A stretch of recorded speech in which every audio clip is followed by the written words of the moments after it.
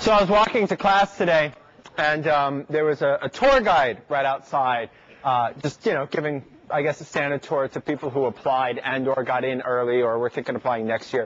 And I was walking past, what they were saying is, yeah, the average class size is somewhere around 27. And I'm thinking, I didn't want to embarrass the tour guide because I like the tour guides. I think they do a great job. But I was so tempted to be like, yeah, my class is about 300.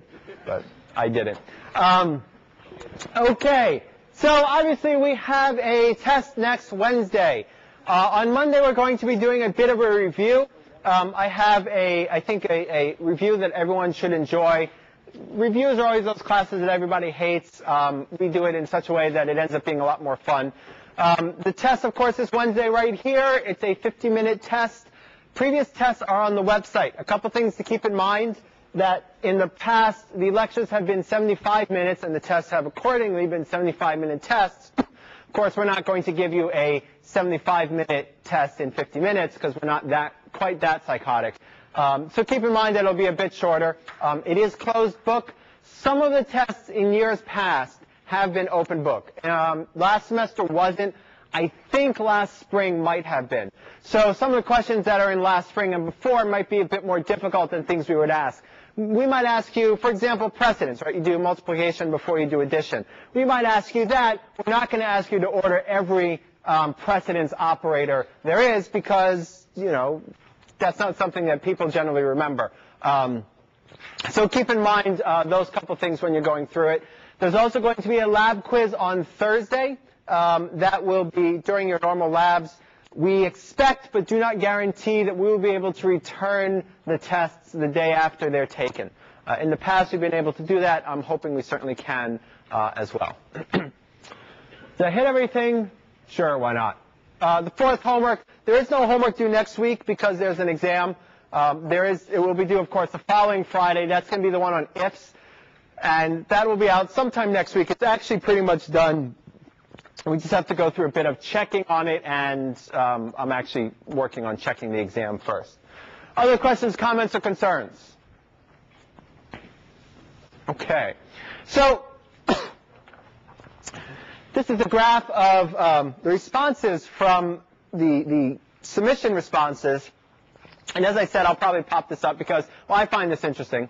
But pretty much every Friday we'll see it. Here's the thing that I found rather surprising, actually. The interesting thing, so homework 3, that was a pirate homework, of course.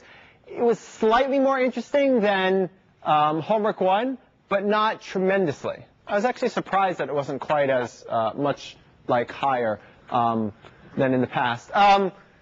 Some of these things are usually the easier it is, the more reassuring it is, and the more it's understood. So a lot of those actually are kind of inverses of each other. Anyway. That's the graph. So in terms of reviews, we are definitely going to be doing somewhat of a review on Monday. I think I'll probably spend some time doing lecture. Oh, wait, this is a 50-minute lecture. I'll spend maybe a little time going over lecture material and more time doing review. I'm also considering doing a review in the evenings because in the past students have liked it. So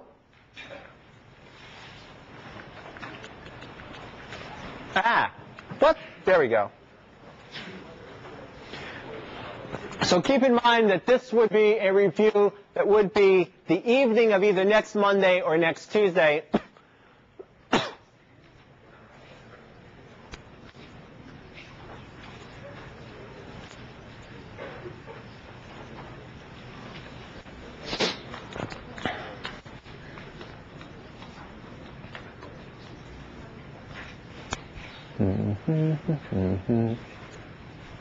So now that the clicker thing seems to be working, I'm actually going to start incorporating it into lectures.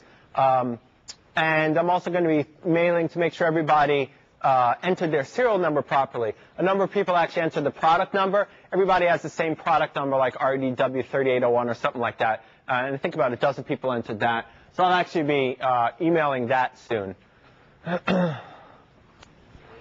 Okay. So my thought from this, I probably don't have quite I'm probably not going to do both 2 nights. But looking at this, I will look into doing it Monday night. And of course, details of that will follow at the next lecture. Okay.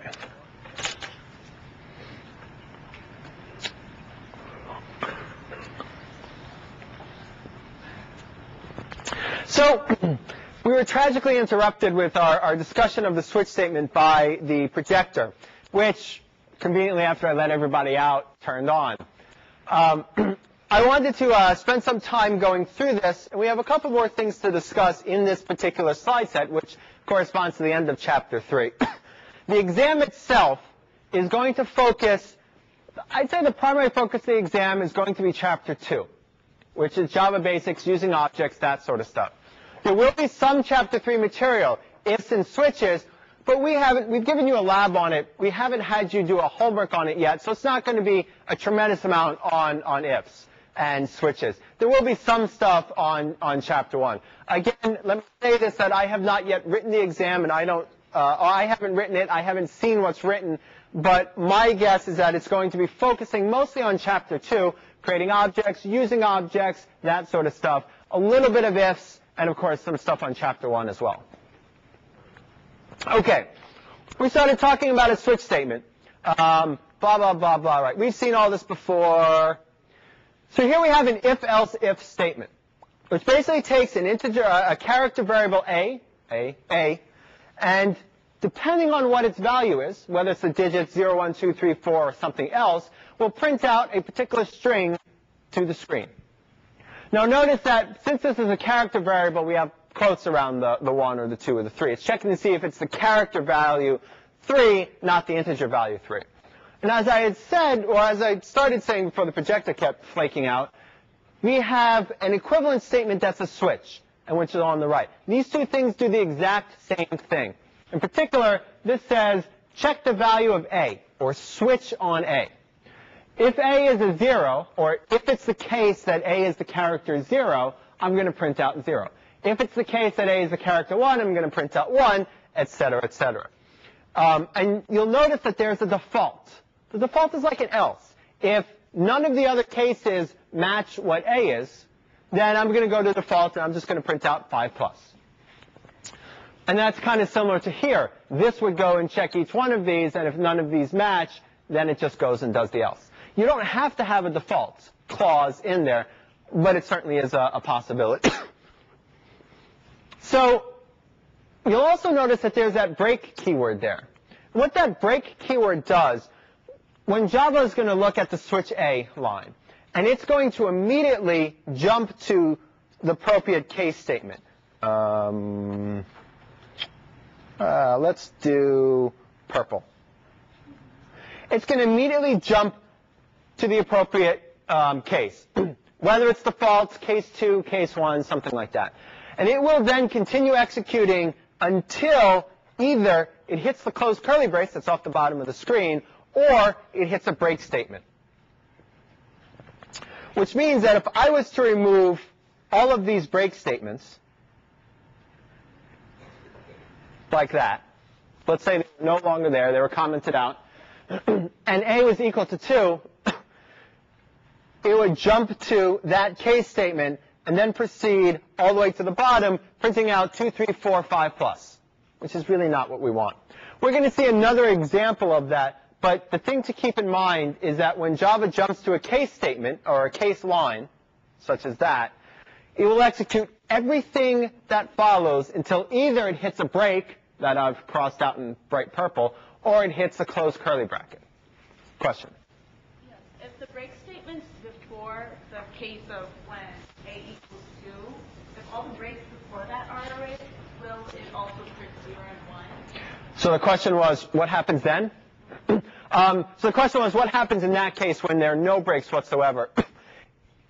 When Java hits the switch A, it still jumps to the particular line.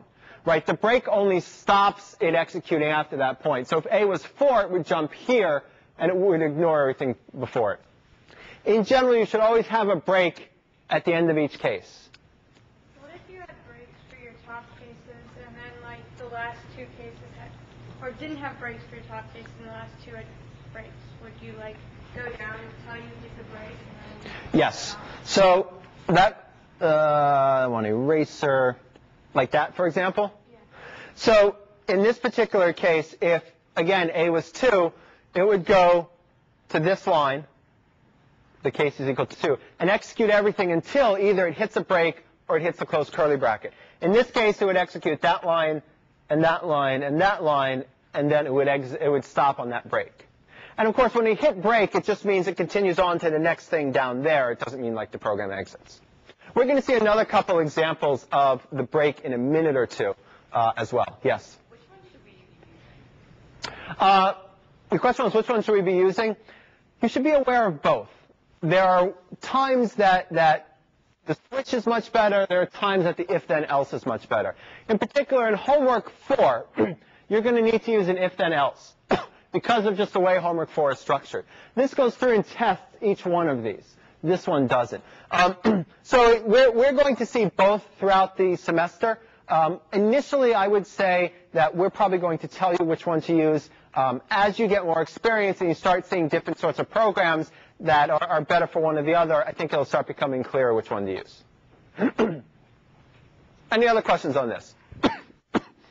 I've forgotten my cough. Well, I'm out of cough drops today, so you're going to hear me choke quite a bit. So this is the switch statement, which is pretty much everything I just said, and you probably don't care about the slide. So here we have another switch statement.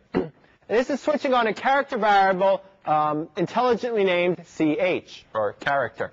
And you'll notice that here we have a whole series of cases without breaks. A, E, I, O, U, and then the equivalent in uppercase. And then we print out vowel, break, default, print out, not a vowel. So what happens is that, again, it's going to test ch and jump to the appropriate line. Let's say it's a lowercase e. It jumps then to that line. It will execute everything that follows until it hits either a break or the closed curly bracket. So it's going to execute all of these lines until it hits the break. Well, there's nothing actually to do for a case. It just, falls through them without a problem. But it will execute the vowel line, which means that in this particular example, if you have ch is the character E, it'll print out a vowel. If it's the character U, it'll print out a vowel. If it's a character Q, it prints out not a vowel. So this is an example why we might want a series of cases without breaks. Because here we have 10 cases for each of the lowercase vowels and each of the 5 uppercase vowels that we all want to do the same thing. So this is essentially called a fall through, meaning for each of the 10 vowels, it's going to keep falling through until we hit that particular print statement. So isn't this the same thing as writing, like if the ch equals a or? Yeah. You could do something like this, ch double equals a or ch double equals big A or, and keep going through like that. And that would achieve the same effect as well. This might be a bit easier to understand. Now, this example is not necessarily the best example to ever use a switch statement for, but it's something that illustrates it very well. Of course, if ch is not one of these 10 characters, we're going to jump down to default. Again, that's kind of like an else, and it's going to print out not a vowel. You'll notice there's no break there. At the end of the default thing, I could have a break, but it doesn't really matter because as soon as that system out print line is done, I'm going to hit the closed curly brace anyway. So a break there doesn't really do much.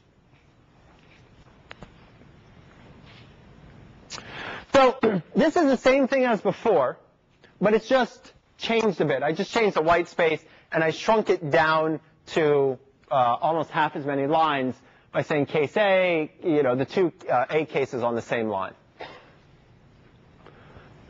Right. And everything I just rambled on about, blah, blah, blah. So the problem is that if you see code like this, or you see somebody else's code, you're working as a software engineer and you have to fix somebody's code, you see all these cases, how do you know whether or not they meant to have it fall through to the next case, or they were supposed to put a break and forgot? And this is one of the controversies over switch statements, is how do you signify? I mean, sometimes people leave out breaks because they intentionally want to leave out a break. Right? Here, we did not put any breaks in because we intentionally decided to leave them out. Other times, people will leave them out because they just forgot, and then the program doesn't work right. So for that reason, it's recommended that people put that particular type of comment in each case. Fall through. Now, again, of course, this is a comment, so Java couldn't care less about it. But basically, it means that that one comment is a way that you, I, the grader, everybody knows that you intentionally left out a break and not that you just forgot it. And fall through because it just keeps falling down through all the case statements until it hits the printout of vowel. Question? Yeah, sorry to jump the subject, but in like general for, if you're talking about you need the breakdown, is that like, would you say points out being redundant? Here? Yeah. No, the question is, would I take points off if you put the break? No, in fact, if I was doing this, I probably would put the break there, because sometimes you'll move the different cases around, and if this doesn't have a case and then a break, and then you move it to the top for whatever reason, then it causes problems. So me personally, I would put a break there, but in this example, it's not needed. But no, we're certainly not going to take points off if you put a break there. Yes? In all the examples you have defaults below all the cases, does it have to be? No, not at all. I put default, most people, they think of it sort of like an if-then-else, right? If CH is A, or if CH is A, or if CH is E, and it goes through all of them. And they think of default as an else. And in an if-then-else, or an if-else-if, then-else does have to be at the bottom. So typically, default's at the bottom. It doesn't really matter. Java's not going to worry about the order. It's going to look at all the cases, whether they're above or below the default. And if none of them are matched, then it goes to the default case. So that's a stylistic thing. Again, we're not going to take points off. Personally, I find it easier to read myself if default's at the end. I'm not going to say that you must follow that, though. Other questions, comments, concerns? All right, we saw that. So let's say that we wanted to use the computer to add or subtract or multiply some numbers. So we read in the numbers N1 and N2 using our aptly created scanner. And then we ask for a operator. And what this is doing, this standard in.next line is going to read in a string. It's the same particular next line that you used in homework pirate speak. What was that, 3? And this is going to say, give me just the first character, or the character at 0. And essentially what that's saying is that if you were to go like this, what's in parentheses gives you a string, right? Standard in.next line gives you a string. Standard in.next int gives you an int. Well, what's in parentheses gives us a string, and strings, as we know, have methods. So you can then call the character at method out of that. So that's essentially getting the first character that's entered. And it's saving it, of course, in the character operator. So then operator itself is just going to be a case. If it's a plus, then I'm going to print out the sum. If it's a minus, I print out the difference. A star is the product. A slash is the quotient. Almost forgot that one. And if the user didn't actually enter a valid operator, we can just say, I'm sorry, I didn't like that all that much. So this is a somewhat more useful example of why we might use a switch statement. In particular, the homework, the next 4, is not going to need a switch statement, but the project actually is going to be a switch statement. There's going to be a couple switch statements in there. That's going to be something similar. So, quick tangent. We're currently leaning towards Oregon Trail for the project. I'm going to be playing around with it this weekend and make sure it's still feasible to do. But essentially, you're going to have to enter a command, right? Whatever it is you want to do. If you were to do the original Oregon Trail, you could hunt, you could rest, you could trade. What else can you do? You can move, you can ford the river. But essentially, there's going to be a switch statement that's saying if the user entered hunt, then go off and hunt. If the user entered, rest, then go off and rest. And this is will most easily be done through a switch statement. So we definitely will see them again, but not necessarily in the next homework. On that first case, is there a reason there's two parentheses? The reason there's 2 parentheses is that if you just had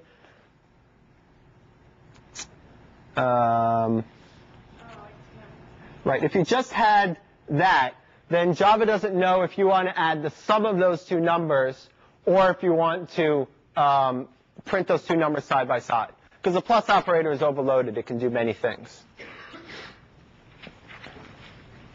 Okay.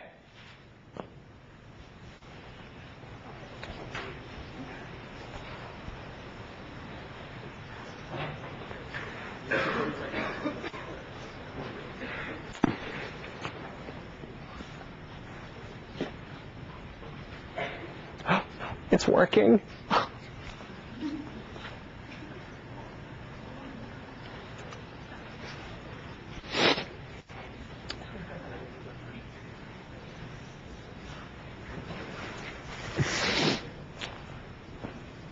Yes. Thank you. It's actually not so much that that I need it for the cough, but I hate using a microphone. Because if I use a microphone, you tend to sort of talk to the area in front of you. Whereas if you don't use a microphone, I'm forced to project to the very back row and help keep them awake. And it ends up being really hard on the voice, which is actually more why I need the cough drops. That and I'm allergic to all my pets. And they're not going anywhere. Okay. So I would, that's actually a fairly good response. I mean, we ended up going over, that's a really good flavor. What kind of flavor is that? I'm sorry. Like, mostly like I'm getting like mentholyptus flavored or something horrible like that. Honey lemon, I'll have to keep that in mind. I'm sorry. Got totally distracted. So that's actually fairly good. There's some people that are fairly confused with being as we went over all of 5 slides on it. We are going to be going over switch statement again, but my hope is that most, if not all, are in the middle to the left, or sort of the left 3. So there have been many bad things done with software. And now that we've seen this thing actually required us to see the switch statement. So it's hard to actually tabulate what the biggest mistake is, because some mistakes have cost lives, some mistakes have cost money, some mistakes have cost other things.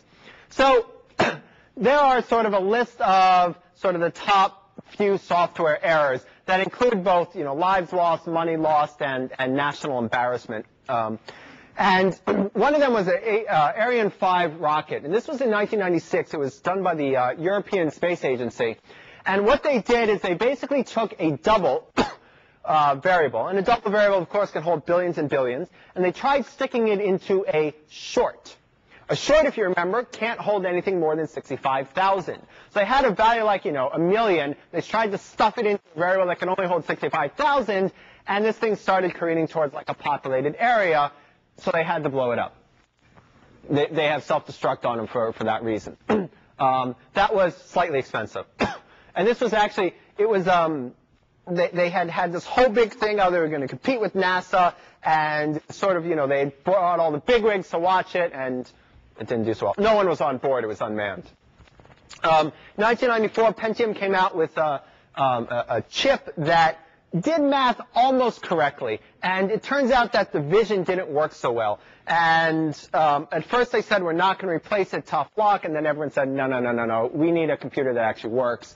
And this uses something that's kind of like an array or an incomplete lookup table. Think of it like a hash table, where you enter some value and it gives you some value back, some different value back, and they basically their hash table, if you will, was not fully complete. In the first Iraq War, the Patriot missile was sort of the champion of it, in that every time Iraq started lobbing Scud missiles over at Israel, the Patriot missile would go and intercept it. It turns out that there was a software error dealing with time, because these things have to be very precise in terms of time, because, if you're going at Mach 3 and something else is going at Mach 3, you have to be timed very precisely. And this particular rounding error on the time caused it to miss the Scud missile, and this is the Scud missile that hit the bunker, killing 28 Marines. The Mars Climate Orbiter in 1999, one of the many very expensive pieces of hardware we've thrown at Mars, about half survive, half don't. This particular one, turns out NASA had this policy of using metric units. Always, always, always use metric units. And some engineer decided that she wanted to use imperial units, miles, whatnot, pounds. So they said, well, what speed should we slow down to? And he said, well, 100. He meant 100 miles per hour, and instead they interpreted it as 100 kilometers per hour, and it formed a nice fireball. AT&T long distance, 1990, all the long distance on AT&T died because of a wrong break statement in a switch. So there was like one break statement that was misplaced, and AT&T was like really embarrassed. An X-ray machine in the 70s and 80s miscalculated the amount of radiation that the patient should be receiving. Yeah, oops. The power blackout in 2003, which was caused by many things, one of which was a flaw in the software. There was a heck of a lot of human incompetence behind it as well. So these are widely considered to be some of the top software or the biggest software errors that have occurred. Again, how do you really compare things where, lives versus, things that may or may not involve lives? But I wanted to mention, I wait till now to say it because there's the whole switch statement, and now you can sleep well at night knowing that you know about breaks and switch statements. So, we need to start being able to test things to see if they're equal. And we know how to do that for primitive types. If x double equals 7, chalk. If I was to say x equals 7, that's going to give me either true or false, depending on if x is equal to 7, right? And I could put it in if, and have fun with it that way. It doesn't work so well for objects. If we want to compare objects for equality, we have to do things slightly differently. So here we are entering two numbers, N1 and N2, into our scanner. And then we say if they're equal, they're the same, else different, right? No surprises in that code. Right, and I'm sure you can figure out that if someone entered two different values, that's going to be false. It's going to print out different. So that works the way we would expect for primitive types, meaning ints and regular integer variables. You can take my word for it, it works. So what if we were to do this? We say int S1 equals Pastel, S2 equals S1. So this, not surprisingly, is going to also say, sorry, going back, they are the same. But the thing we need to keep in mind is that when we have objects, remember it's really S1 and S2 are references to an object. What's actually being compared by the double equals is the references, not the objects they point to. So this is what memory looks like. When we said S1 equals Pastel, it creates the Pastel object, or the string object that has Pastel, creates the S1 reference, makes the S1 reference point to that particular object. We say S2 equals S1, remember we're copying the reference over. So S1 and S2 both have the exact same value, which is a memory address. So when you are comparing S1 and S2, it's comparing the references. It's not caring at all about what it points to. It just compares the two references. Right. So as far as Java is concerned, S1 and S2 are the same thing, because this memory address, 14, is the same as that memory address, 14. And that spot 14 in memory is, given that particular string. What if we were to do this? Here it's kind of like the code a couple slides ago, but now we are reading in strings. Instead of reading in ints into variables, we're now reading in strings into S1. So S1 is going to be a reference to the first string entered. S2 is going to be a reference to the second string entered. And then we want to check if they're the same. So let's say you enter the same string both times. And really what you would like to do here is that if the user entered the same string, Pastel, both times, then it would tell you, yes, they are the same. Right. But it doesn't actually work that way. If I was to actually run this and enter the same string, it's going to tell me it's different. This is what memory looks like. S1 is, remember, it says string S1 equals standard in dot next line. So I enter this particular string, and it creates a S1 reference, makes it point to that particular string, pastel. The next string I enter is S2. So here there are two objects in memory, two string objects. Both happen to have the same text, and we want to find out if they're equal. Well, the references S1 and S2 are obviously not equal, right, because they point to different spots in memory. We'd like to find out if the objects that they point to are the same, meaning is the string that S1 points to, does it have the same characters as the string that S2 points to? Right. In particular, no matter what you enter for S1 and S2, it's going to say they're not the same, because it's still going to point to different string objects in memory. So, right. So, let's say you have this code. String U equals new string hello, as does string V. And then you want to print out if U is equal to V. And U is pointing to one string object, V is pointing to another string object. This is comparing the references. And not surprisingly, it's going to say false. Right? Because it's comparing the two references, U and V, and they're pointing to different objects. Then we have this code. Looks kind of the same, but this is that shortcut that I said was almost the same thing. Turns out it's really not. And essentially, we think it would operate the same way, and perhaps it should, but this actually prints out true. And the difference here is I have U and V are string objects, S and T are string objects, or references to objects more precisely. And sometimes they aren't considered the same, and sometimes they are. So there are times when you can compare references. When that exactly happens, I'm kind of ignoring now. Because my point is that you always want to avoid, if you're trying to find out if these two strings are the same, you always want to avoid comparing references. Most of the time, it won't work. Every now and then, it might. So, right, as I said, those aren't exactly the same. Basically, Java has some sort of optimizations for this to make Java run faster.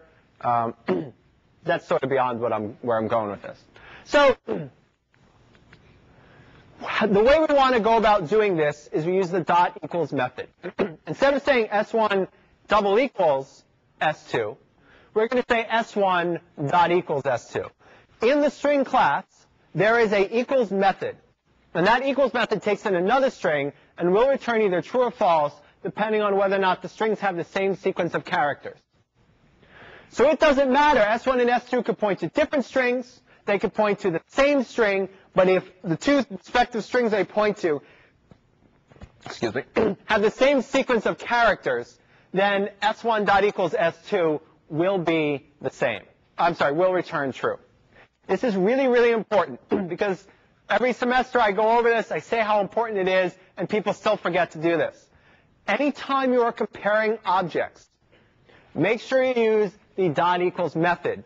Just comparing with the double equals operator, you're just comparing the references. Does it apply to all objects? The question was, does it apply to all objects? Most objects, let me give the quick version of this, and I'm going to expand on this later in the semester. Most objects have an equals method. Turns out that not all objects have an equals method.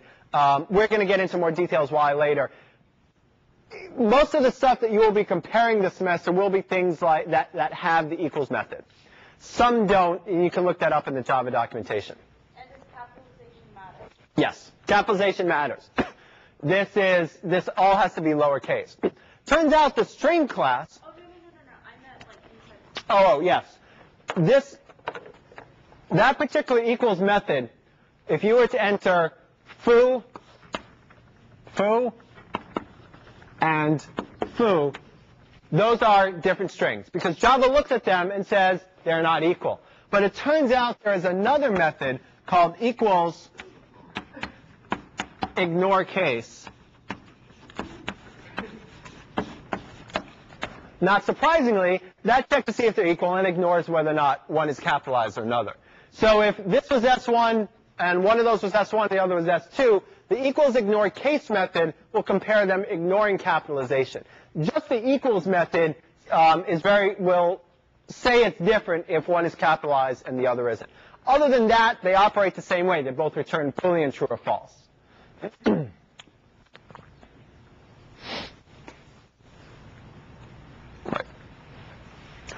So most classes have an equals, and it compares the objects themselves. Okay. Any questions on this? All right. So, of course, I'd feel that I let you down if I didn't demotivate you today. Adversity. That which does not kill me postpones the inevitable.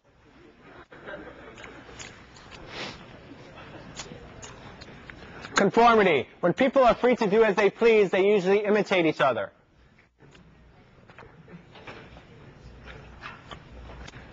Meetings. None of us is as dumb as all of us.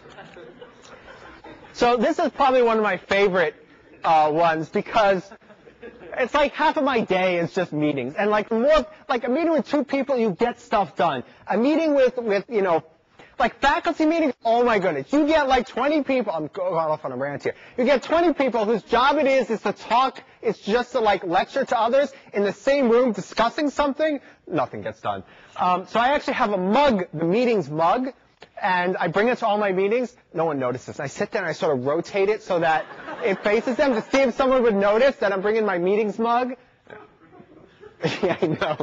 Well, it's funny because my office is right outside the conference room where the faculty meetings are, and I was so tempted to get this and hang it up on my door on the outside. The last time I tried that, I got yelled at. Overconfidence. Before you attempt to beat the odds, be sure you can survive the odds beating you. You notice the avalanche in the background. The last thing I want to discuss in this chapter is something called short-circuit evaluation. So it turns out that if you have an and or an or, that you don't necessarily need to evaluate both sides in order to figure out what the result is.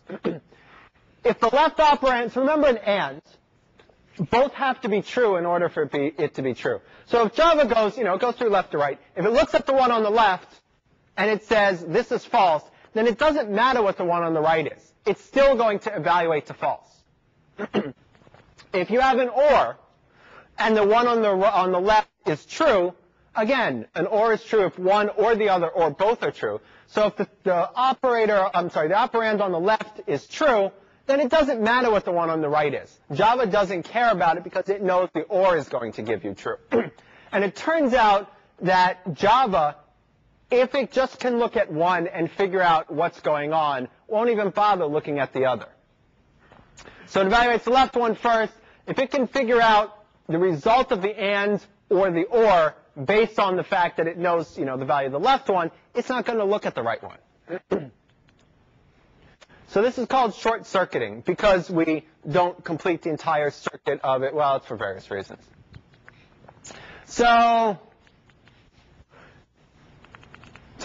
here's an example. Let's say that you want to, you're reading in a series of scores and you want to figure out the average. Where the score sum divided by number of scores is greater than value. Well, obviously, if number of scores is 0, that's going to be a problem, and you can't really divide by 0. So what we can do is say, let's first make sure that number of scores is equal to 0. It's not equal to 0, and then we're going to evaluate. And you could put it in an if, right? If number of scores is not equal to 0, then, do whatever you want. Here's another way to do it. Number of scores not equal to 0, and score sum over number of scores is greater than value. Java will look at the left side. If number of scores is equal to 0, this evaluates to false, and because it's the left side of an and, the whole thing is going to be false, so Java won't even bother looking at the right side and won't do that division by 0. If number of scores is not 0, then the left side is true, and it does an and then it just does whatever is on the right side. So that's one example where we might use it. So as another example, let's say we have a returns false method. Wherever this method is, we have some returns false method. Some object somewhere magically. It does two things. It prints out that it was called. You have called returns false. And it returns false. So it does those two things. We have a returns true method. Guess what this one does? Right. It prints out returns true is called and returns true. And here we have some combination of them with ands and ors. So let's look at the first one. Foo.returns false and foo.returns true. Well, the left side of this is going to be false, right, because that's what returns false does. So it's only going to evaluate the left side of an and. I'm sorry, when the left side of an and is false, it's only going to look at the left side. Somehow I know my lefts and my rights. When this is called, it prints out returns false, and that's the only thing that's printed out in that if statement. It never gets to execute returns true. Let's look at that one. Here we have returns true on the left. That prints out returns true and, of course, returns true. If the left part of an and is true, we have to look at the right. So that's going to print out both, returns true and returns false. Next one, if the left side of an or is false, we can't make any conclusions. So we're going to have to execute both sides. So that's going to print out both. But if the left side of an or is true, then we don't have to look at the right side, and we can short circuit evaluating the right side. Why do I bother you with this? Well, it turns out that if there are what's called side effects, meaning that this does something that you want it to do, it may be that Java doesn't actually execute it. If it's part of an or statement, or using this example, part of an and, Java may not actually evaluate the right side of an or an and because it can short circuit the evaluation. Okay. So this is sort of, your general understanding now that we've finished the slide set and are about to progress into the next.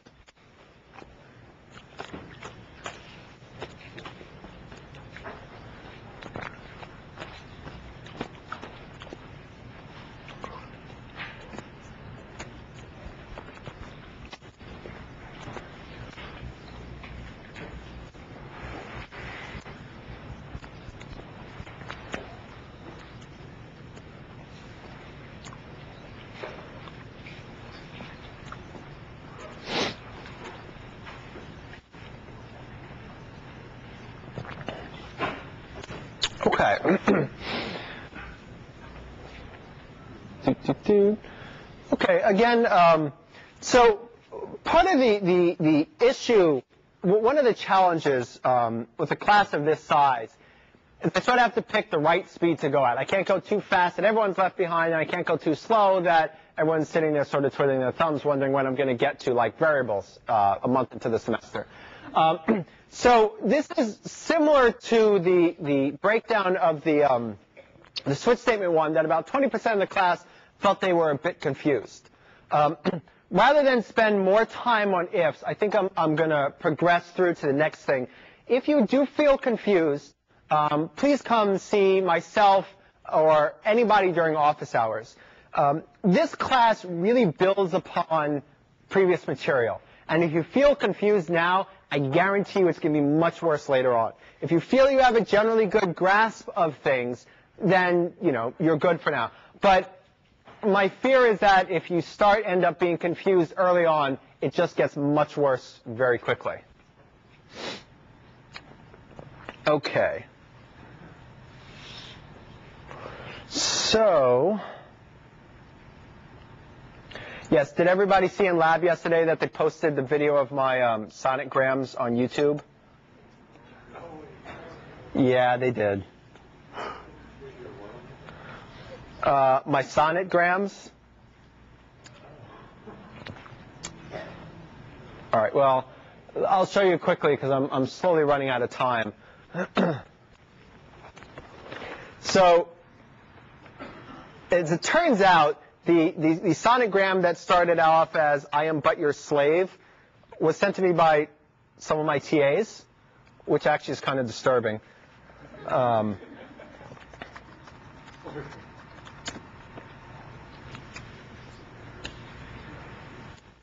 come on, you can't find YouTube?